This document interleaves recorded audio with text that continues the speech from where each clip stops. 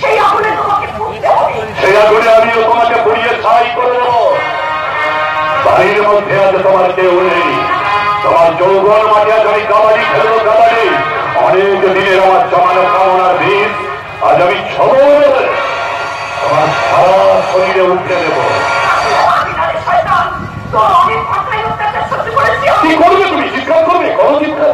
আরে তুমি চিৎকার করলেই আমি তোমার স্বামীকে জানিয়ে দেবো তোমার সাথে আমার অতীতের সেই জঘন্য ইতিহাস।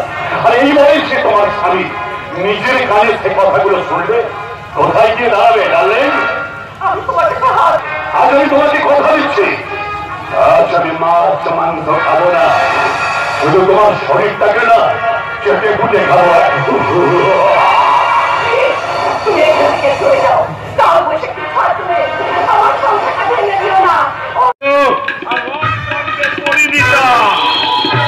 তোমার আসল পরিচয়টা কিন্তু আমরা খুব ভালোভাবে জেনে গেছি।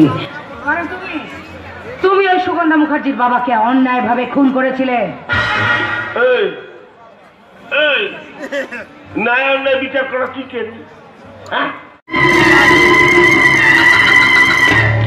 নন্দন বিলার প্রত্যেকটা মানুষ চমকে গেছে। আমার ডেড বডি খুঁজে পাওয়া যাচ্ছে না। আচ্ছা, আপনারাই বলুন, আমি নয় ওর বাবাকে মেরেই ফেলেছি, তাই বলে কি সুগন্ধার উচিত হয়েছে স্বামীর বিরুদ্ধে সাক্ষী দিয়ে স্ত্রী হয়ে স্বামীকে জেলে পাঠিয়ে দেওয়া? কেন রে বাবা, স্বামীকে তাহলে ওই বাড়ি ছেড়ে চলে গেল কেন? চলেও যায়নি, আমি ওকে পাঠিয়েছিলাম জেলে। আমার বাবার ইচ্ছে ছিল সমস্ত সম্পত্তি আমার নামে উইল করে দেবে, কিন্তু ও চেয়েছিল বাবা যেন সমস্ত সম্পত্তি ওকে দেয়, কিন্তু আমার বাবা